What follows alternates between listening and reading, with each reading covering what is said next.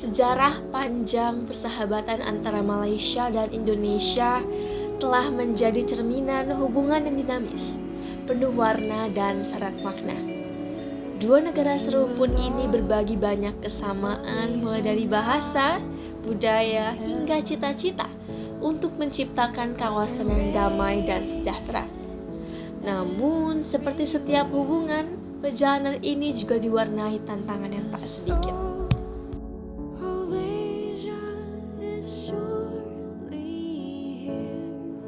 Dalam suka, kerjasama antara Malaysia dan Indonesia telah menghasilkan banyak keberhasilan.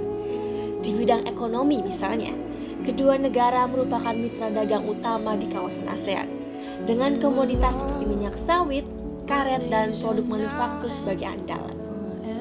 Dalam budaya, kolaborasi di bidang seni dan pariwisata menciptakan harmoni yang memperkuat persaudaraan. Festival budaya bersama seperti Nusantara Festival menjadi bukti betapa eratnya hubungan ini. Selain itu, kerjasama di bidang pendidikan dan tenaga kerja juga membawa dampak positif. Ribuan pelajar dari Indonesia menuntut ilmu di universitas ternama Malaysia, sementara tenaga kerja Indonesia berkontribusi pada sektor-sektor penting di negeri jiran. Lebih lengkapnya, yuk dengerin wawancara berikut. Indonesia dengan Malaysia sudah cukup lama bekerja sama, pasti banyak banget yang sudah dilewati.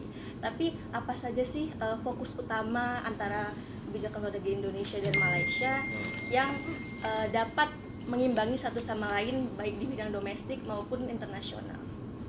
Oke, sekarang fokus utamanya adalah hubungan antara masyarakat, people to people tie. So setelah pandemik COVID-19 ini, obviously kamu tengok sudah penutupan border dan begitu. So jumlah penerbangannya semua itu telah menurun ya. Okay, so of course right now kita belum mencapai 100% jumlah penerbangan sebelum COVID-19. So sekarang ini hanya dalam sekitar 95%.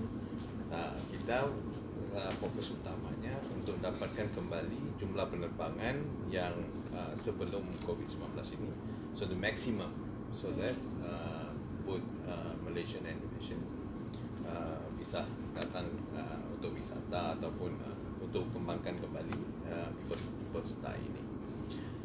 Bukan itu saja. Sekarang ini, setelah election di Indonesia, setelah lantikan presiden baru dan juga kabinet merah putih yang sudah diform, ya, kami expect lebih banyak lawatan menteri peningkatan tinggi. So tahun ini saja Perdana Menteri Malaysia telah datang melawat wilayah Indonesia semasa lantikan Presiden Prabowo.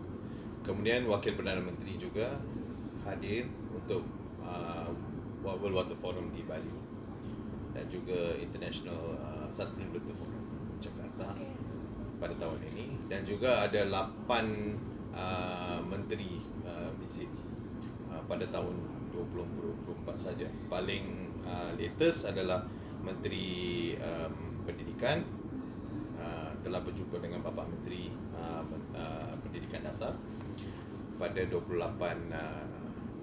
November. Kemudian Menteri Komoditi, Perindustrian dan Komoditi juga datang melawat untuk meeting CPOPC. CPOPC ini adalah untuk palm oil, ya. Pada itu tanggal 29 kalau tidak salah, 29 November. So berarti sekarang ini counterpart menteri-menteri di Malaysia itu sudah baru di Indonesia kan selepas election. So akan ada lebih banyak lawatan. So basically saya expect lebih banyak lagi persefahaman. Sekarang ini mekanisme like MOU semua itu memang sudah ada.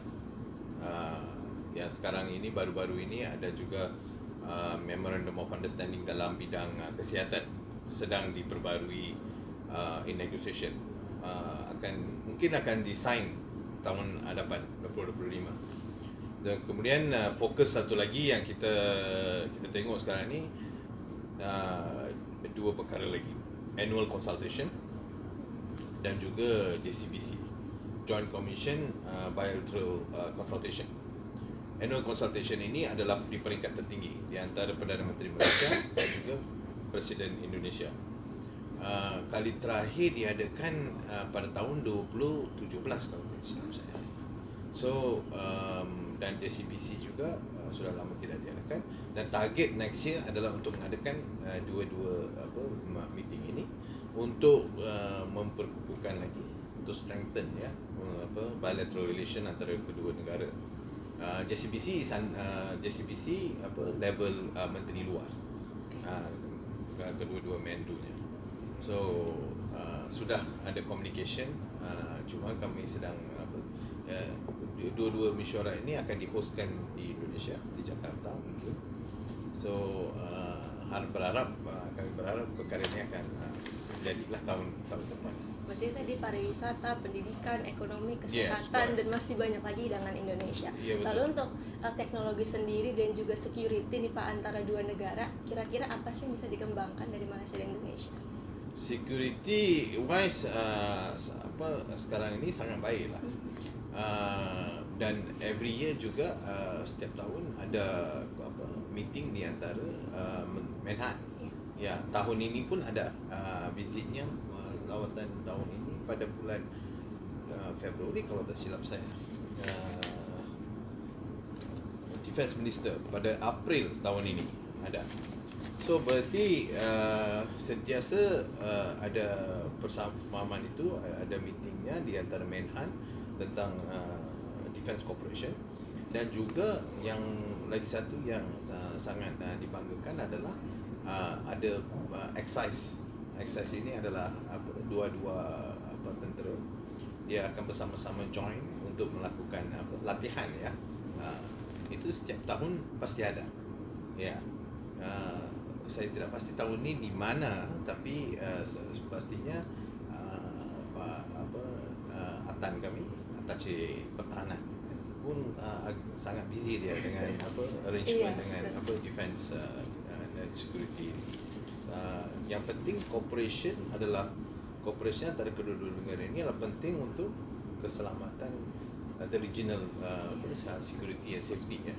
Ya, tak kisah mungkin dulu kamu tahu tentang isu AUKUS ini. Ya. Dua-dua negara ini juga yang lantang untuk bersuara tentang nuklear disarmament dan sebagainya. Ya. So we need to cooperate not only regionally but also in the international global stage. Baik Bapak, selanjutnya ketika kita melakukan kerjasama kan pasti nggak hanya ada kemudahan tapi ada kesulitan di antara Indonesia dan Malaysia. Kira-kira tantangan apa saja yang sudah dihadapi dan kiranya akan dihadapi di masa depan? Tantangan dari segi apa tu? Tantangan dari segi tadi kerjasama seperti di pariwisata, tantangannya apa di ekonomi dan sebagainya. I don't see tantangan, challenges. Tidak ada banyak, opportunity itu aja. Ya. Bagaimana kita tap into because banyak kawasan yang perlu diterokai, banyak lagi kerjasama yang boleh dilakukan. Baru-baru ini saja kami jalankan Malaysia Travel Fair di Yogyakarta. Ya. So baru pulang dari sana, kami baru pulang dari sana. So dan begini, kalau contohnya kami tidak dibenarkan untuk melakukan promosi ini, itu adalah satu tantangan, tapi tidak berlaku begitu. So maksudnya dua-dua negara ini allow this promotional activities for both countries. Kita dua-dua mahu gain together, gitu. So that we come up we move daripada developing nation into a developed nation. Baik, terima kasih banyak Bapak atas waktunya dan juga diskusinya. Semoga ini bermanfaat bagi yang lain. Terima kasih. Selesai sudah wawancara bersama Bapak Gobi dari Kedutaan Besar Malaysia di Indonesia selaku First Secretary di bidang Social dan juga Education. Terima kasih juga saya sampaikan kepada Ibu Eti selaku fasilitator wawancara pada hari ini bersama dengan Bapak Gobi. Kiranya wawancara ini dapat berguna bagi teman-teman yang menonton. Sampai jumpa dan terima kasih sudah menyaksikan.